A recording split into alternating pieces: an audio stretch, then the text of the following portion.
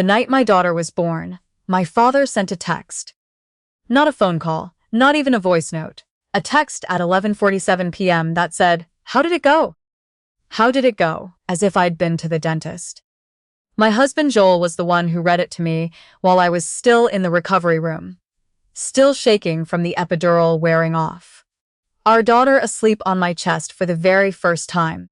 He read it in the flattest voice he could manage, which told me everything about how hard he was working, not to say what he actually thought. I asked him to put my phone face down on the tray table. Then I looked at our daughter's tiny red face, the perfect miniature crease of her frown, and I decided she wasn't going to come into this world with her mother crying over a text message. I had 8 months to prepare for the fact that my family would find a way to make her birth about something else.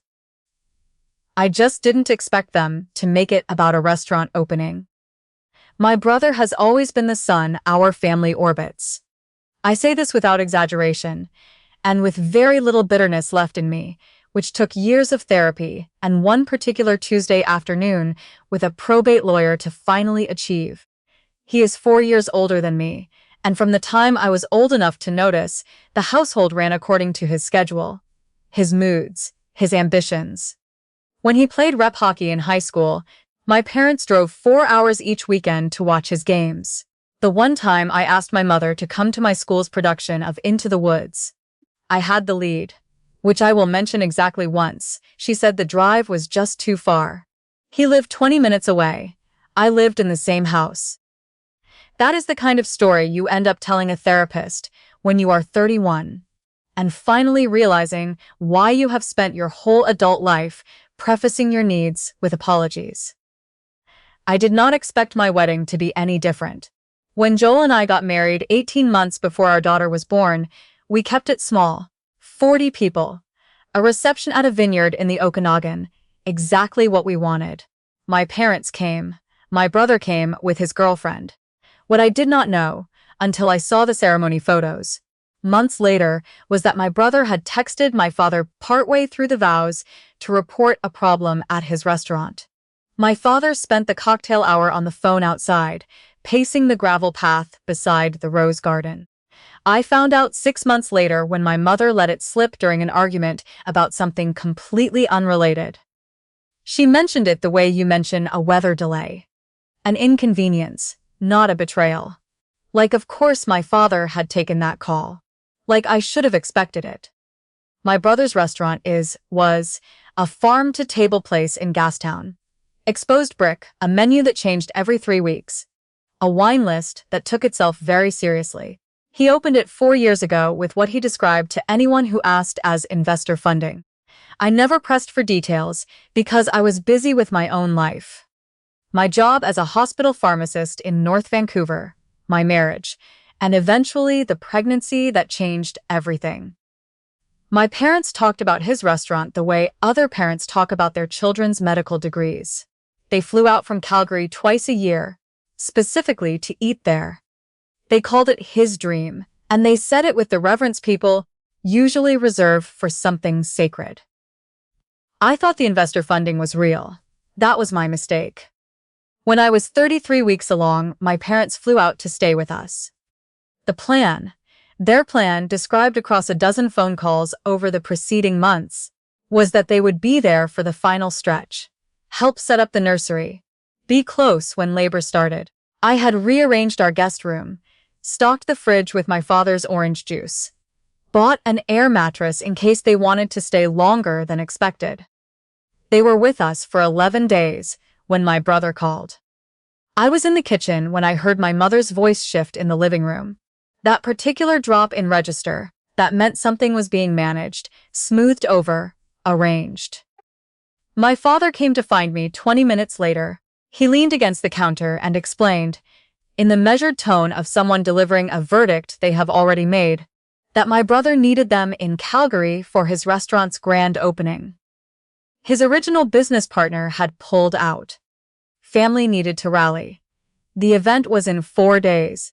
They would have to leave the next morning. I was 33 weeks pregnant. My due date was 6 weeks away. I said, but you promised you'd be here when she comes." My father said, "You have Joel, sweetheart. Your brother needs both of us for this one." There are moments in life when someone says something so casually devastating that your brain refuses to process it in real time. You file it away instead. You smile, or you don't smile, and you say something that doesn't make the situation worse, and you wait until you are alone in the shower to actually feel it. They left the next morning. My mother held me at the door for a long time and said she would be back as soon as the event was over. I nodded. I watched their rental car pull out of the driveway. I went inside, told Joel I did not want to talk about it, and he, knowing me better than anyone alive, put on a nature documentary and made tea and did not say a single word. 3 days later at 2:15 in the morning, my water broke. She was early. Not dangerously, but early enough that the next several hours were more frightening than I allowed myself to admit at the time. Joel drove me to Lionsgate Hospital in the dark. I remember the streetlights reflecting off the wet pavement of the bridge, and the way I held his hand on the center console, and the way I thought, this is enough. This is exactly who I need right now. Joel, and the nurses, and whoever this small person is who has decided she is done waiting. My daughter was born at 6:42 in the morning, 5 weeks ahead of schedule, and she was fine. Small, but fine. She spent 4 days in the NICU for monitoring, and I sat beside her incubator for most of those 4 days. And Joel brought me food from the hospital cafeteria. And together the three of us learned to exist in the same world for the very first time. I did not call my parents until she was already back in my room and out of the NICU. I left a voicemail. I said, "She's here. She's healthy. We're doing well." I put my phone on silent and left it that way for the rest of the week. When we brought her home, I muted every family group chat. I turned off read receipts. I had no interest in performing gratitude for people who had chosen a party over a birth. I was too tired and too full of love for the baby in my arms to spend any of it on anger. I simply did not have the bandwidth for both at once, and she won, easily, without contest. It was Joel who eventually suggested I post something. She was 12 days old. "Your friends don't even know she exists yet," he said, which was true. I had been so consumed by the four of us. Me, Joel, the baby, and the cat who had decided the infant was an acceptable addition to the household, that I had forgotten the outside world entirely. So on a Thursday afternoon, while she was sleeping, and the pale January light was coming through the living room window, the way it does in North Vancouver in winter, thin and gold and quiet, I took a photo. She was curled in her little lounger, nestled into the rocking chair, tucked against my chest, both of us in that warm afternoon light. On the side table next to us was a scatter of ordinary things. A mug of tea, a burp cloth, a baby book Joel's mother had sent, and an envelope I had not yet opened.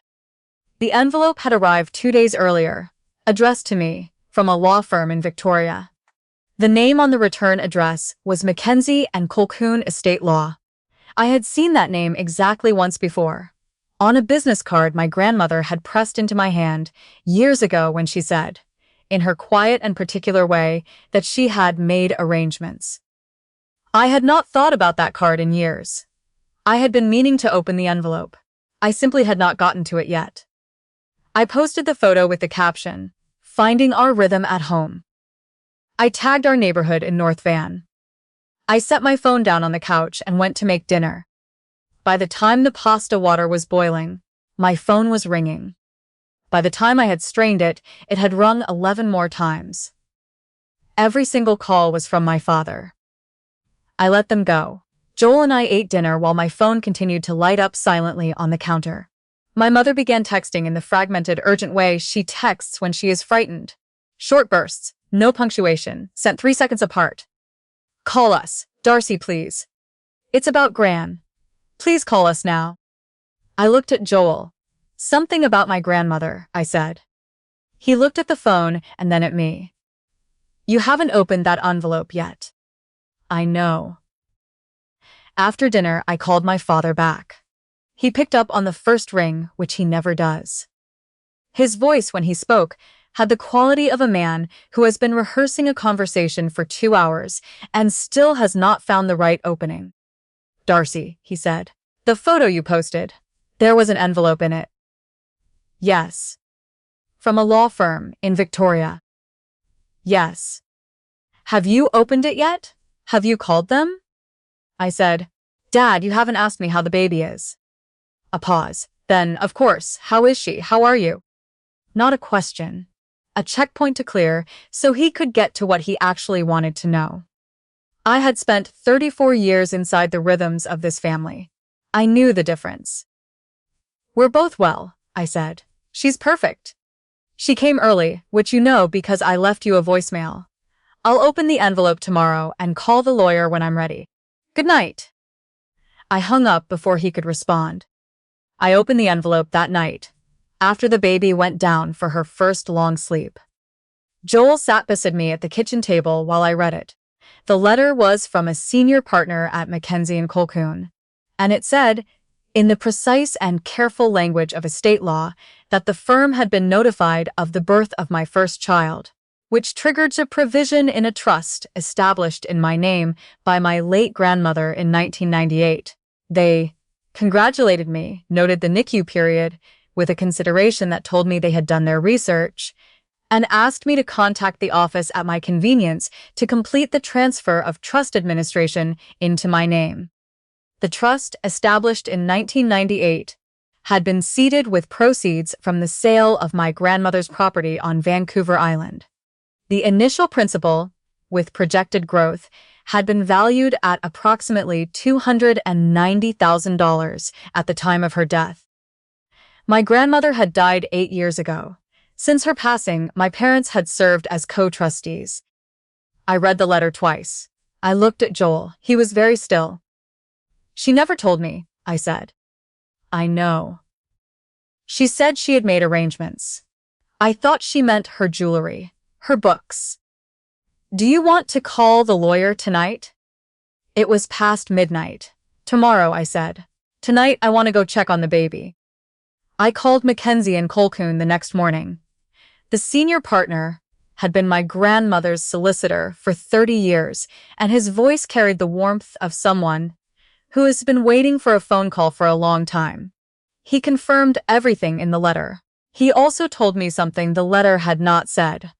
That under the terms of the trust, the transfer of administration to me triggered a mandatory independent audit of all transactions made during the trusteeship period. He delivered this information in the measured tone of a man who already knows what the audit is going to find. He said there had been preliminary flags, significant irregularities in his words. I sat at the kitchen table for a long time after I hung up. The audit took 6 weeks. I cooperated fully.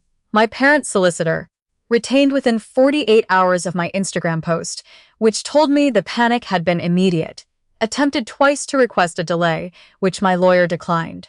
The terms were explicit, and both of my parents had signed trustee agreements that described their obligations and the audit mechanism in complete detail. They had understood exactly what they were agreeing to when they signed. What the audit found was this. Over 8 years of trusteeship, $211,000 had been withdrawn from the trust. The amounts had been taken in increments calibrated to avoid automatic bank notifications, but added together, typed out as a single figure, on an official document, the number was large enough that I had to read it twice. Restaurant seed funding, $42,000. My brother's condo down payment in Gastown, a building that had appreciated considerably while being purchased with money that was, under law, mine, $68,000. Bail money, twice, for incidents I had never been told about. The second of those incidents had occurred 11 months before my daughter was born, which explained a particular family emergency that had caused my parents to cancel a visit that autumn. I had sent a card. I had been worried about them. $23,000 total across both incidents. And then, near the bottom of the transaction record, listed against a date I recognized the moment I saw it. $14,000. Transferred to a catering company, 18 days before my daughter was born, for an event in Calgary, for a grand opening party, for the party they had left Vancouver to attend, the party for which they had calculated the catering cost, using money that belonged to me, 2.5 weeks before I went into early labor alone. My father called the day after his solicitor received the audit findings. He did not begin with an apology. He began with an explanation, long and carefully constructed, built from phrases like "we were going to tell you eventually." And Gran would have wanted him to have opportunities too, and it was only ever meant to be temporary. My mother took the phone partway through and wept in the specific way she weeps when she needs the crying to do something for her. I sat in the nursery while the baby slept in her crib behind me, and I listened to every word, and I felt something I had not predicted. Not fury, not grief, but a very quiet and very clarifying kind of calm. I asked my mother one question. Did he know where the money was coming from? She hesitated for exactly long enough to answer without speaking. The following week, my brother called. He said he had not known the specifics. He said he had assumed there was some kind of family savings arrangement, that he had never thought to ask for details. I did not argue with him. I forwarded to my solicitor a screenshot from an old family group chat, a thread in which my father had sent a transcribed voice note that read, "Transfer confirmed from the R Trust. Gives us enough for first quarter operating. Don't mention to D." My brother had responded with a thumbs up emoji. D was me. I had been in that group chat the entire time, buried under years of unread threads about hockey scores and Christmas logistics. I had never scrolled back far enough to find it. I instructed my solicitor to proceed with the full legal process. Under the terms of the trust and applicable estate law in British Columbia, my parents faced personal civil liability for the full amount of the irregular withdrawals. Their options were straightforward: repay the funds or face formal fraud proceedings that would become part of the public court record. They had 90 days. My father liquidated his RRSP. The tax consequences of an early withdrawal at his income level were severe, nearly 30% in withholding charges on top of everything else, a detail that struck me as its own kind of accounting. My mother sold an investment property they had held since the 90s. One they had always described as something they would, one day, leave to the children. They repaid $211,000 into the trust in 3 installments, over 87 days. My brother's restaurant closed 7 months after the audit concluded. Without the quiet influx of supplementary funding that had been covering its operating losses, it could not survive the winter. He lost his Gastown condo when the mortgage became unserviceable. His girlfriend moved out 3 months after the closing. The last I heard, he was working at a friend's food truck and renting a basement suite in Burnaby. I do not say this with satisfaction. That surprised me. I had expected to feel something cleaner when it was over, some sense of a scale returning to level. What I felt instead was exhausted, tired and sad, and underneath both of those, deeply relieved.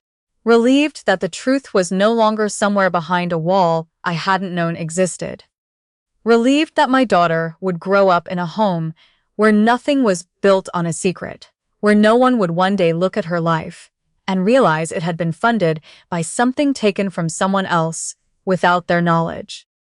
I used a portion of the trust to make the down payment on the house we had been saving toward for 3 years.